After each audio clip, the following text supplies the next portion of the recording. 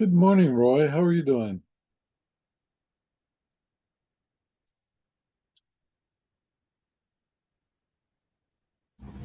Hi, Drew. Hi, Mira. It's good. How's it going for you? Pretty good, although Mm-hmm. a little bit sad. I have another oil leak in my plane. So, Oh, um, really? yeah.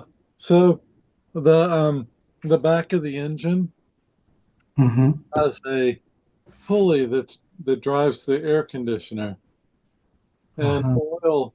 The pulley is a gear. It has a gear that goes into the engine that spins it, and there's oil squirting down that shaft and out the gear, and it's like flinging oil around the back of the engine. So yeah, it's another problem. And this is kind of typical. Uh-huh. You have a plane that's kind of midlife because they're air conditioned, or they're air cooled engines. But that you plug one leak, and then the next weakest gasket leaks oil. But I'm just kind of like, come on, I'm sick of replacing these things. Uh, Mm. so anyway, I mean, I'm diligent, so I catch it and I get it fixed. So I'm not worried about safety. I'm just sad about my wallet and all the money I'm spending you know to fix it. Okay. No. Oh, good morning. Hey, This is Mita, Mika. how are you doing? Pretty good. Pretty good. I was just listening to the tail end of your uh, plane problems. Mhm. Does that mean that you're air pooling with someone or? So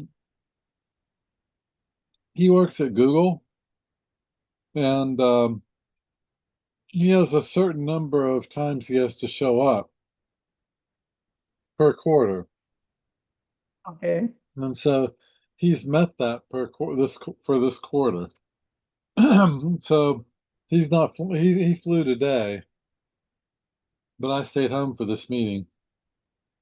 And then he's not flying anymore until April. Well, which is just Oh, a few okay. days, but he's like, I'm done. So but hopefully the mechanic will fix the plane. We're gonna go pick my son up in Southern California. And I really don't want to get an airline ticket for him if I can help it, because it doesn't sound like flying commercials very fun Mm, now. right, right. Yeah. My son actually came back this weekend and it was okay, at least until then. LA to San Francisco. So, Oh, that's good to know. Was he flying far? Like my son's in SoCal. Have you heard anything about SoCal? your son is in LA too, right? You said? Hmm. Yeah, yeah. So he Yeah. flew from LA to San Francisco and he said it was fine. I mean, he kept some extra time in case things got messy, but he said there was no problem. That was on Saturday. Well, that's good. That gives me some hope. But if I can't go get him, Yeah, but so things are changing daily. yeah, I know. It's like, who knows what the world's going to be like tomorrow? Yeah. Um, well, hopefully they get it sorted out. And I feel terrible for the TSA people. Yeah. Uh, Hey, Mita. Hey, good morning, Roy, Drew. Morning, Yogesh. Gosh, how are you Hey, doing? just wanted to. Good, good, good. Hey, Mita, just Mhm. quickly want to check you have access to all the recordings that you needed, or there anything that you Yeah, don't have? I found them. I guess I was looking on the wiki, but yeah, I found the So drive on location. Wiki should itself there should be link, right? Is it there? Oh, Yes, there yeah. is at least for one of them, and then the other one I just found it because I knew the Okay. location in the drive. Yeah, yeah. All right. Thanks. Cool.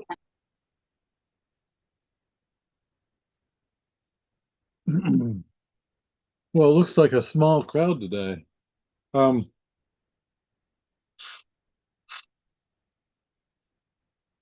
Roy, I was thinking we could continue the discussion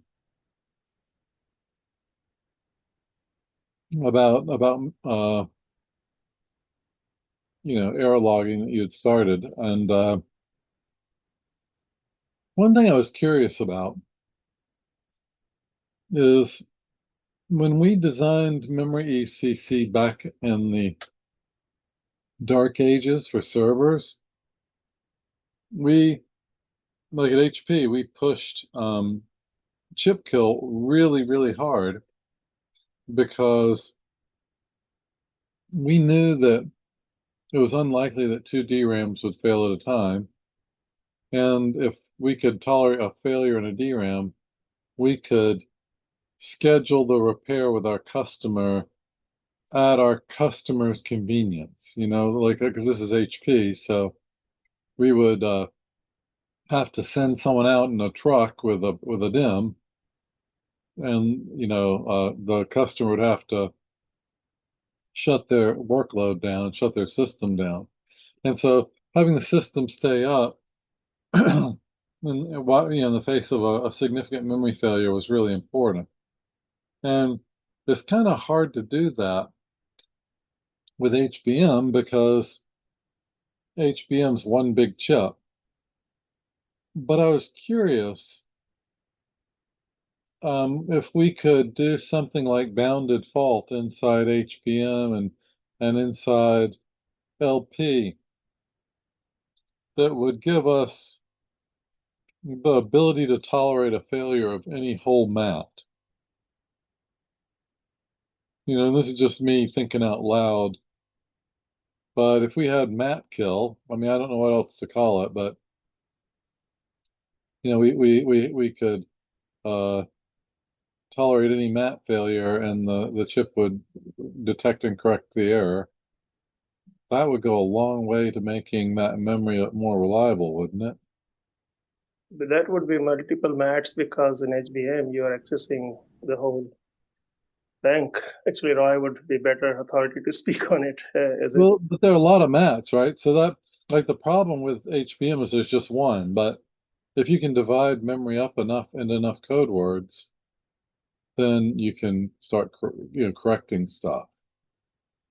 So I don't know, Roy, are there enough mats that we could make mat kill, like change the ECC in a future chip to do something like that? Oh, yeah, that. Do you mean the inside of the DRAM devices, using the additional map, which stores the DRAM ECC or system ECC? Do you mean that kinds of approach can be um, a solution to be equivalent to the DDR-X memory? Well, we have chip kill. Yeah, chip kill is the whole mat array in a device can be correctable. But Right. Well, chip kill is the whole device can be corrected, right? But if we had mat kill, oh yeah, array mat, right? yeah. So if we have mat kill inside the Yeah, HBM that's LP, what you're suggesting is one, what is the right term? One click lower or one level lower than the chip, which is the mat layer, and that changes the whole DRAM. Now you are switching access between the mats instead of between the chips, which is on the on the package. So now you are inside the. So that would change. Um, I guess the cost structure quite a bit too, right, for manufacturing that kind of device. But yeah, it's a good idea. well, we know that we have tons of mats. I mean, like an HBM is wide, right? It has lots and lots of mats that are all read at once. So if we had an ECC that could tolerate one of those mats failing and provide corrected data from the failed map, it seems like we could get some of the value of chip kill back. But I don't quite know what I'm talking about, so that's why I'm asking you, Roy, if that is remotely feasible. Probably I do understand what you are saying, but there is some serious overhead to replace the total array map. So as you might know, currently the bounded fault, main portion of the bounded fault spans the continuous neighbor mat, two array mats. In that case, for the case of the HBM devices, the total bits from the two array mats would be 64-bit. In that case, if we want to correct all cases of the errors due to the two array mat, then we need the 128 additional bits. It requires additional 4 array mats. So that could not be an economical solutions. So is it in the DRAM device overhead wise is very difficult to achieve economically. Okay. So here is the sorry. So, I was just imagining that there were enough map. How wide is an HBM read? I can't remember. It's very simple because currently almost all DRAM devices architectures can output the 16-bit per array mat. That means if we want to get the 256 bits simultaneously per read, then we need the 16 array mats. That means that by activating command, the total 16 array mat work at the same time when the activation command is issued and read command is issued. And so, having like, and to have chip kill, we'd have to have, I mean, if 16, we typically added 1 DRAM for every 8 for chip kill. So what we would need 18 mats to have kind of a mat kill. Oh, yeah. Strictly speaking, to achieve the chip kill correction capability, the chip kill means that the single chip failure should be within all the errors within the single device failure should be within the correction capability. That means that we need additional 2 chip to correct the single device with 100% correction capability. So, but couldn't we do something with? It seems like I was thinking if I treat mats like chips and I have 16 mats, then I need 18 mats to do mat kill. Is that right? 18 mats means the single array mat could be correctable. That is the current architecture of the HBM devices. So internally, we have additional 2 array mat, which is only for the in-DRAM ECC and HBM devices. So HBM devices currently has a correction capability of the single array mat failure. But our concerning point is the bounded fault, which spans the adjacent 2 array mat. In that case, some portion of the errors is not within the correction capability. How would you even place the spare mats to keep the boundedness? How would that problem be solved? Yeah. Right? But as you might know, basically the bounded fault characteristic comes from the suborder and driver connection. So if we add the separate suborder and driver operation per mat, not the 2 adjacent mat, then the die size overhead is over the 5%, over at least 5% of over die size overhead. Yeah. So when is your backlog clearing, and then you can start thinking about it. Right. Actually, for the case of some specific architecture of the HBM4 and HBM5 devices, because of the limitation of the base die shrink, the DRAM die should be large, should be bigger than the former devices because the base die shrink is not so fast than as in the DRAM devices. So the some architecture chooses the single array mat. The suborder driver drives only the single array mat. But even though we drive the single array mat with one suborder driver array, the more higher level of the driver, such as the main order driver or the we call the X address driver, is still those ones still uh, makes the adjacent two array mat characteristics. So what I'm saying is the bounded fault is still would be founded even though we choose the single array mat per suborder driver architecture. I guess, Roy, what I was trying to figure out was, is there anything we can do to give us more time to handle memory errors in HBM? Because, what we did for DDR worked really well. And those properties are valuable for enterprise customers and for, kind of scale up reliability. And scale up reliability ends up being a lot of, AI training. And so, can we apply some of those techniques to reduce the number of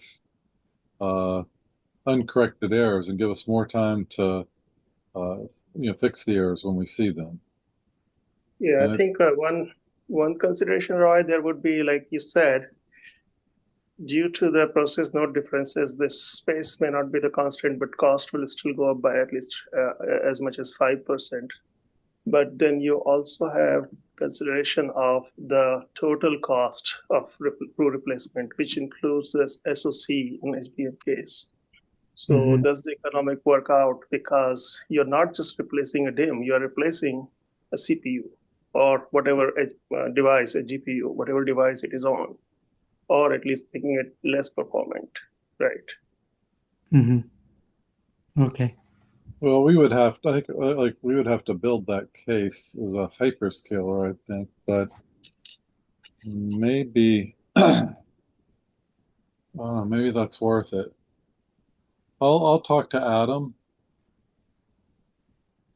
and I feel like that there's this rush towards consumer-based memory products or products that have a little bit more of a consumer background and they're performant, but they are going to have an undesirable side effect in terms of reliability. And people were willing to pay for, buy for DRAMs in data centers for a reason. They learned that the hard way. I think we're just going to have to relearn that lesson. And I guess the when you say for scale up, there are two different folks, right? One is HBM, which is relatively more tightly integrated with compute, but then there is LPDDR. Considerations there would be different because I think the way CAM is organized and cache lines are accessed is slightly different than your. I mean, with LP, I think we would still end up needing to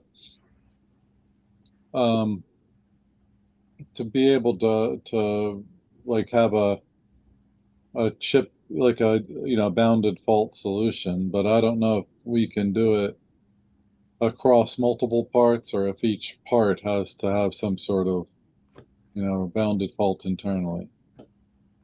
Right. Right. Like I've done I've done full blown, pretty good ECC on LP, but we were wasteful.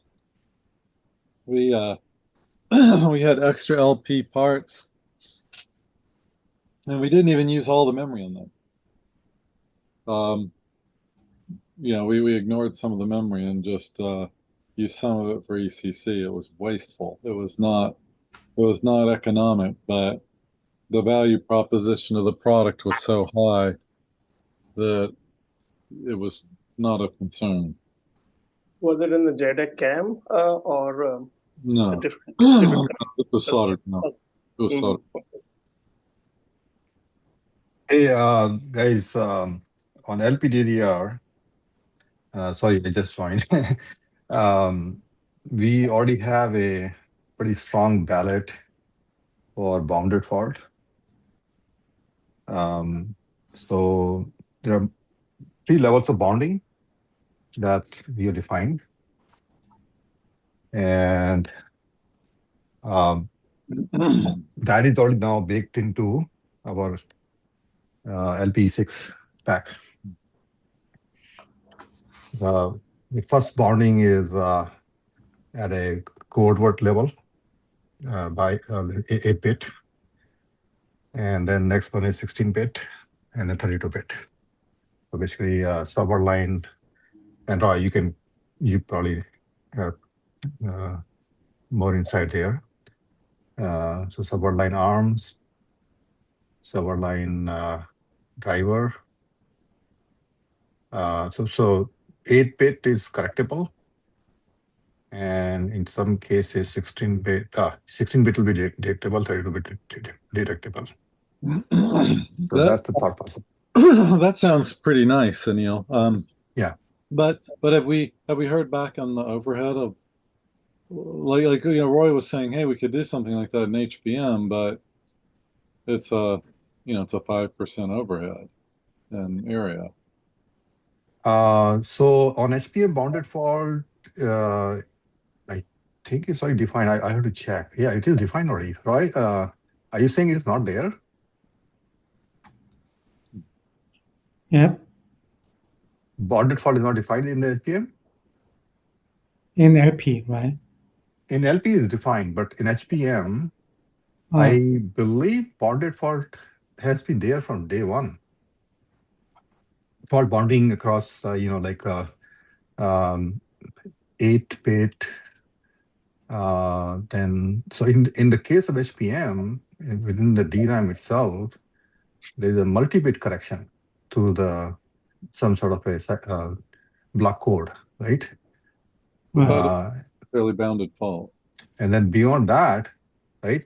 Beyond that, so it has to be, I think, 16, 32, maybe up to 64-bit bounding. 32-bit is used for the inter-MSSC correction. How read? Oh, 32-bit correction or 32-bit detection? Strictly speaking, the 16-bit failure within the DRAM devices in a math is correctable by the inter-MSSC. Correct. We provided additional 16-bit for the use of the metadata. So by combining the metadata at the memory controller side and the inter-MSSC 32 bits, then we can achieve the 100% of the detection capability over the continuous 2-array math failure. So 16-bit corrected, 32-bit uncorrected detected, right? Yeah. Right. So if you provide that bounding across 32-bit, then the metadata bit through SOC, actually, but 32-bit correction, I don't think we have that many redundant bits. So HBM4 or 5, do you mean? What do you mean? Yeah, so there are two levels of correction, right? One is within the DRAM itself, right? The Mhm. and then there are metadata bits that are available for the SoC, the memory controller, to implement additional correction capability. Now, you can use it only as a detection and then do retry. That's one concept. The other is to implement additional ECC. But the problem is there's not enough bits to do beyond 16-bit correction. So I think the best thing we can do is detect beyond 16-bit, and then do a retry concept. So I think I don't think bonded fault will be useful outside of HBM. I don't know actually. Now I'm thinking more. Well, but then like my original question was, what can we do to make HBM and LP a little bit more like DDR? Because with DDR chip kill, you literally have order months to get out and fix the part before you worry about another error crashing the part. It was designed that way, very intentionally, so that companies like HP could go out and schedule a repair, right? They have to send someone out with a DIM on a truck, and they have to coordinate with the customer to, shut the machine down and put the replacement DIM in and test it. And so we had to have a certain level of tolerance to a single failed DRAM to enable that flow. And the needs, what it ended up making happen was it made DDR pretty reliable. And we are now using this kind of, consumer LP stuff for performance, and, HBM, which was, maybe designed for high performance, but not enterprise, but we're using them in scale up computers. So I'm just saying, can we do better? Like, is 16-bit correction enough? Is it mapping to like being able to do a mat kill? And it sounds like it kind of is, but kind of isn't. Because the subword line drivers share. So I think the direction we are going, at least in LP world, and I'm sure HBM5, that we are implementing near chip kill with a better, I would say, utilization of in the DDR world, there's an overhead. It's not free, right? The whole device is an overhead. Yeah. In terms of capacity and the power. In the LP and HBM, we are building a similar near chip kill, not exactly chip kill. Chip kill has its own challenges also. It's not like, for example, if you have a stuck bit fault in one device and any transient error after that, if you don't take care of it, like if you don't trigger a swap replacement, right? Now you're equally vulnerable for uncut error. And then there's nothing you can do. Right, but that is vanishingly rare. When I mean, I've seen it, but I've seen it like a handful No, of. if you don't take any action, like for example, page offline kind of thing or row repair, soft PR, you're equally probable because once you have stuck fault in one device, the probability of transient error on any other device, a priori, once it's already there, right? Then it's equally probable. The two bits, two separate devices, transient error is a very low probability because it's joint probability, right? But once you have a stuck fault and you don't take any action, leave it Well, there. that's why I'm saying you have months. We did this math. So this is the reason, chip kill was pushed into Intel, x86 was we did this math, and we said we have order months to replace the part with chip kill. So that's what in Intel, what the Intel did was, right, they did this very clever virtual lockstep, which is That came from HP, but I'm not talking about double chip kill. I'm talking about even with single chip kill, we have order months. So all of that was HP technology. And we designed it so that even if you don't have double chip kill, you have order months to get out to service the part.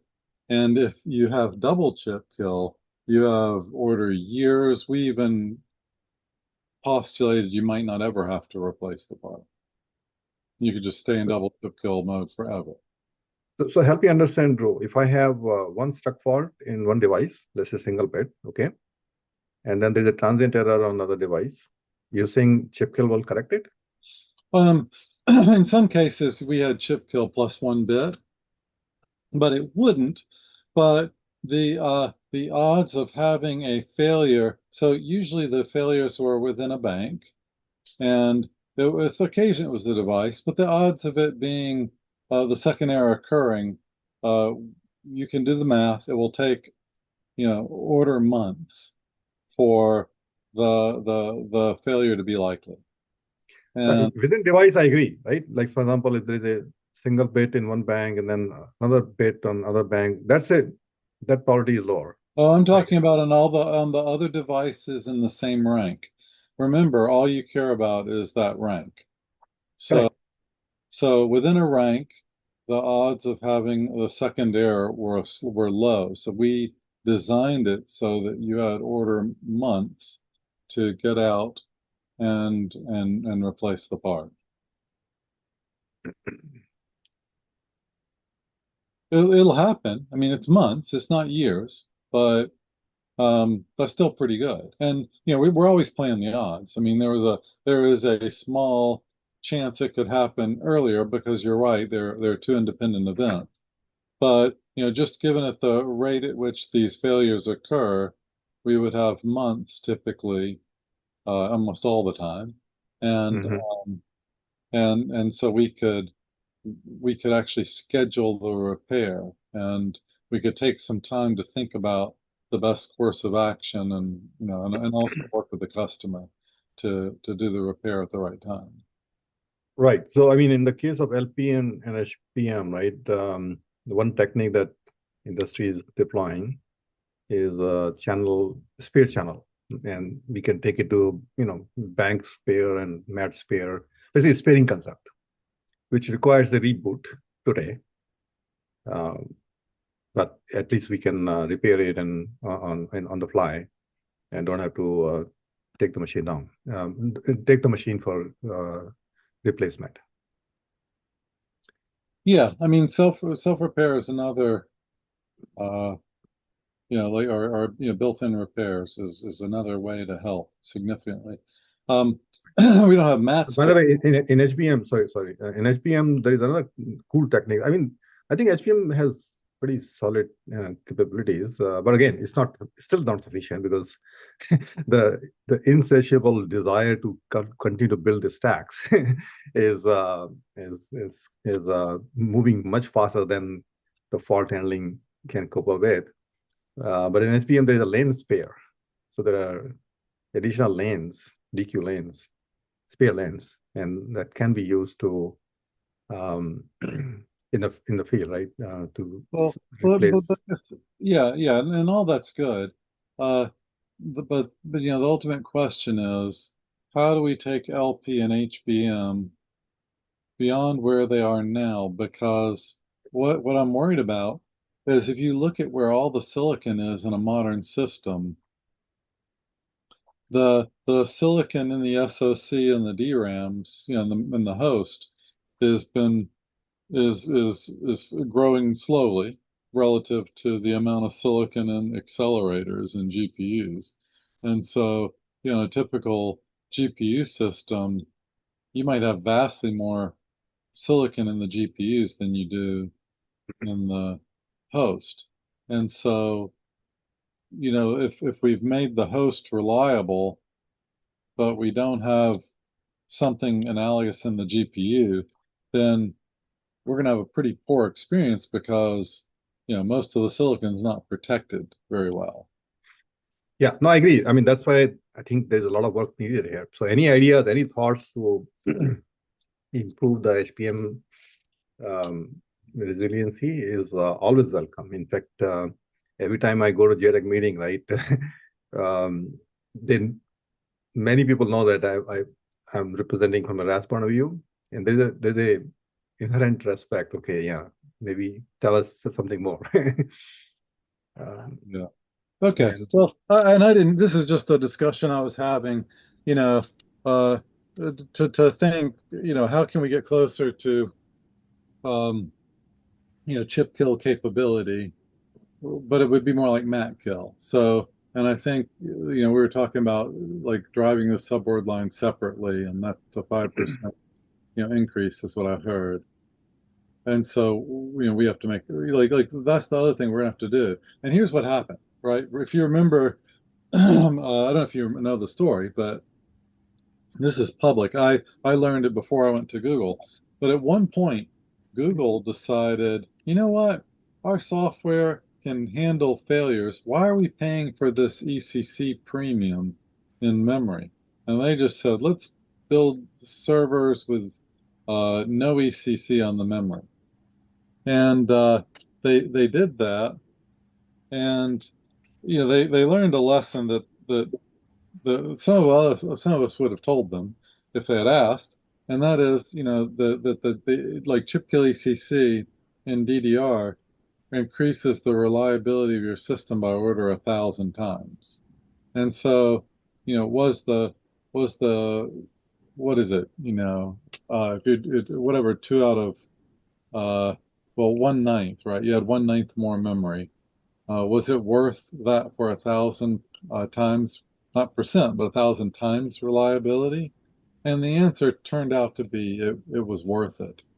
And so, but the problem is that it's so hard for us to put a price on reliability that, can we say a 5% increase in cost is worth it or not?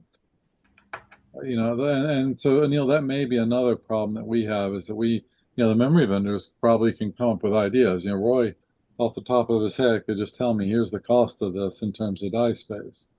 But, I guess we're going to also have to try to say, well, I'm willing to pay 5% increase in cost for X reliability.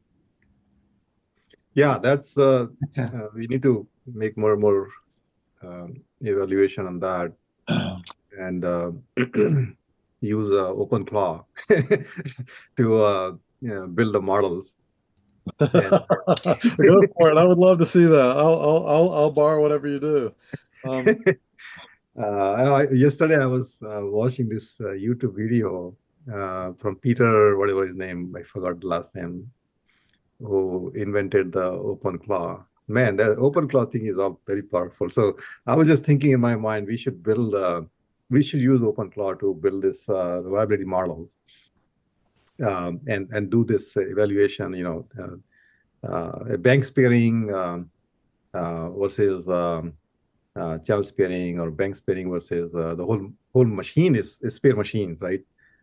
Because there are several levels of sparing concepts are used in the infrastructure to just build the resilient infrastructure. Well, but this is going to bring me back to the original topic, I think, of the meeting. That's good, Neil. I'm with you. The catch, though, and Roy, here's my question for you: is well, I guess we could do it. So, like, we were talking about memory statistics and how that was our topic last time, and you showed us a few things. Like one thing, and see, you can tell I listened, is that HBM and LPDDR failures have to be reacted to more quickly than DDR. Mhm. And you were also saying that that you could build an aggregate of the data necessary to drive that fast reaction. All right, you could aggregate the failure information in a way that you could link to those fast actions, right? Am I understanding you right? Yeah, fast action and efficiency of the action. Yeah. But I guess like if you think about what Anil was talking about, how do we drive a reliability model that where we can make trade-offs? It seems like we need more detailed, this is just another use case where it seems to me like we might need more detailed information than the aggregate. Mhm. So what I'm saying is basically the fast cross-section would be required, especially for the case of the rank ECC less devices such as the HBM and LPDDR devices. And so the system to manage those DRAM devices should be more efficient. So can I share one data which I have observed recently? Sure. Sorry. Yeah, this one is not published yet, so please keep in mind. Okay. Yeah.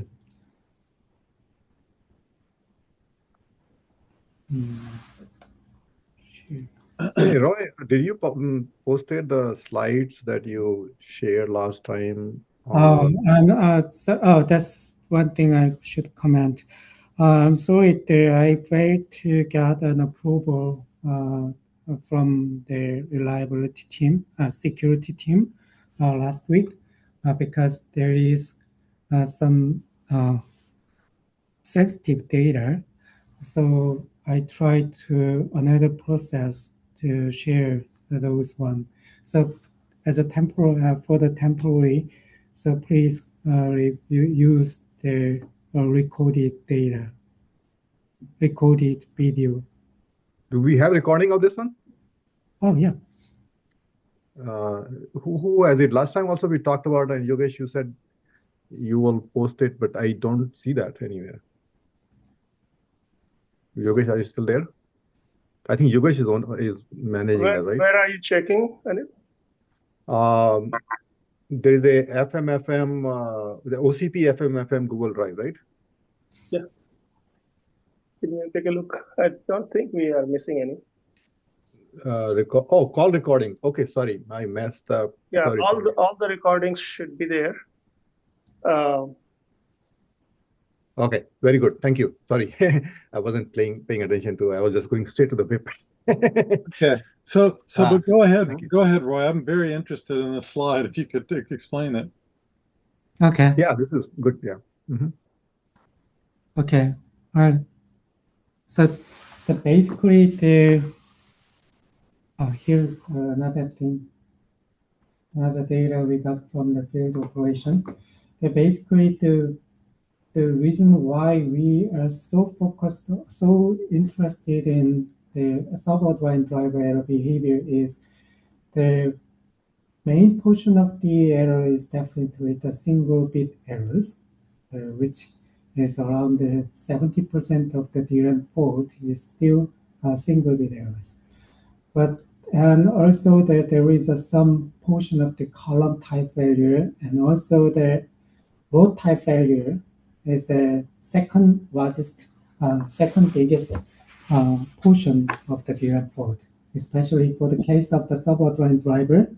Still, there is a still major major, and unfortunately, subordinate driver is the criteria which can make the difference, the reliability difference between the HBM devices and DDR devices. Because so Hey, that's why we are so focused on the interested in the subordinate driver fault. and one thing I would observe here though is that this is this looks like it's the DDR4 data.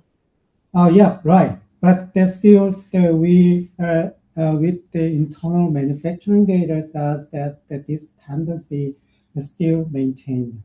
Okay. Well, I guess my point was like if we had more detailed data from the part, we could continue to Right. Yeah. gather these statistics, right? But if we just have the summary, I can't make this table. Yeah. Right. Yeah. So that's what you are saying. But what I'm saying is that regarding the efficiency of Yeah. the memory raw section. How can we detect easily the subordinate driver fault? And also the with the bounded fault, right? This one EEWLB means the bounded, and EAWL, MWLB. This one is also the bounded fault, and the error behavior is still very similar to the subordinate driver. And ECC correction capability-wise, the bounded fault is the key to that distinguishes the total reliability of the memory subsystem between the DDR4 and HBM and LPDDR. Yeah. Roy, very quick question. What is R post in row failure that causes SDC? This one? Yeah. Frankly speaking, if the annotation says the post means that there is no clue that is aligned with the DRAM architecture. Okay, thank you. Yeah, so it's a very special case, but we cannot see any physical location or any assumption on the DRAM fault. But what is R post means? Sorry, this is a good question. I don't know. Is that posterium in Latin language for the future? For future, what do you mean? If we do understand the physical mechanism of this type of fault, then this naming would be changed in the future. So posterior, it's like you know. So all it is saying, Anil, is right now it's not understood enough to give it a convincing name that what is the nature of that category. So it's just something that's not fully understood at this point. So like a miscellaneous. Yeah, like a miscellaneous or ambiguous one in a DRAM architecture wise.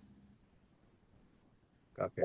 And all these failures comes from the intra-bank failure. And as Anil said, some of the portion is there over there larger than the intra-bank failure. So when we see the multiple bank failure in a device or multiple device failure in a DIMM, then we classify it separately, the inter-bank failure.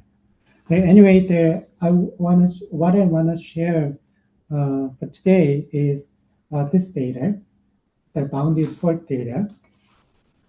And as I've said, we are focusing on the subordinate driver fault because this one is the main, almost all cases of the bounded fault follows the error behavior of the subordinate driver fault.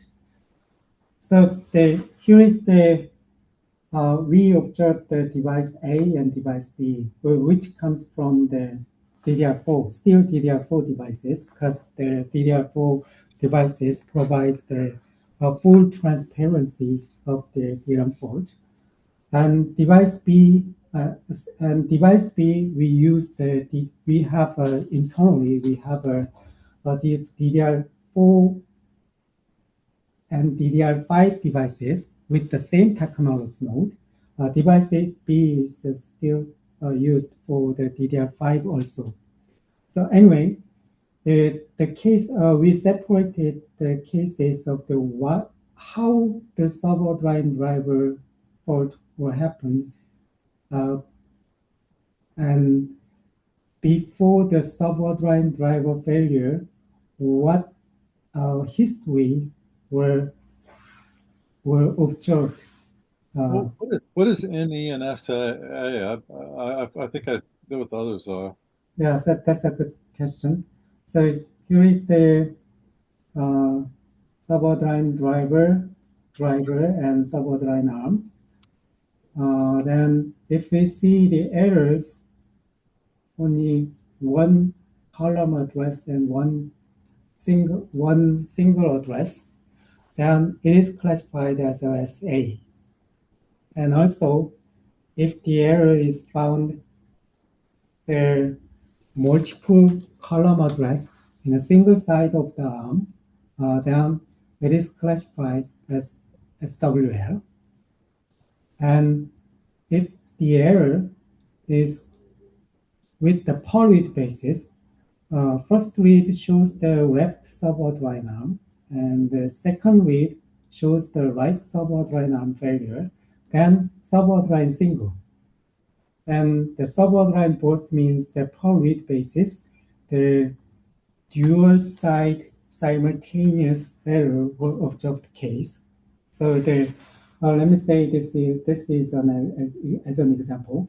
The subord line driver both means for this case means that there is no symptom before the simultaneous two subord line driver fault. So and as I have said, if the errors located simultaneously for both subord line arms, then it has a probability of the uncorrectable errors. So for this one, the very short time would be allowed for the right memory loss action. But all the other cases here, we see the subord line both before the subord line both cases, the subord line single was observed. A subord line single means at first read the single subord line left subord line arm failure, and the second read right subord line arm failure or something. And then sometimes later, it is finally go to the both subord line arm a subord line driver failure. It occupies the 1.1%. So do you have a? I see. So this is how the error progresses. Yes, trajectory before the subord line arm fault. And so, like on the fourth row, you have a single error that then progresses to both subord lines. Right. Okay. So as you can see here, the first case is here, this one, as Drew said. As you can see here, if we have an ability to take actions on the subord line arm cases, then subord line driver also covered because the HPPR and hard PPR or the role remapping covers the whole word line address, single word line. So if we choose the action triggering and on the subord line single subord line arm failure and I'm sorry. Nothing. Yeah, this signature as a indicator of the future subord line driver failure, which means the possible uncorrectable errors. Then we can cover these portion. This portion could be prevented before uncorrectable errors. And as I have said, the current HBM devices has an ability to correct the single array map failure, the total 16-bit failure. This means that subord line arm failure. In that case, we have an ability to correct all cases of the errors in the single word line failure, single met failure. But bounded fault sometimes covers two adjacent array met failure. In that case, we have no ability to correct those two simultaneous two adjacent array met failure errors. So to cover this one, we have to add additional two array mats. This one is over 10% of the DRAM devices overhead, die size overhead. That's a pretty big number.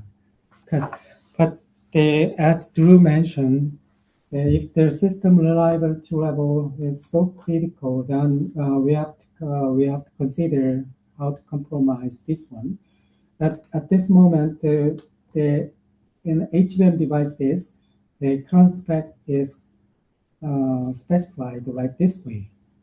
In this case, we have an ability to cover only the subordinate arm failure, and if the subordinate arm failure could work as an indicator of the future subordinate both failure, the simultaneous subordinate arm failure, then we can prevent or memory conceive.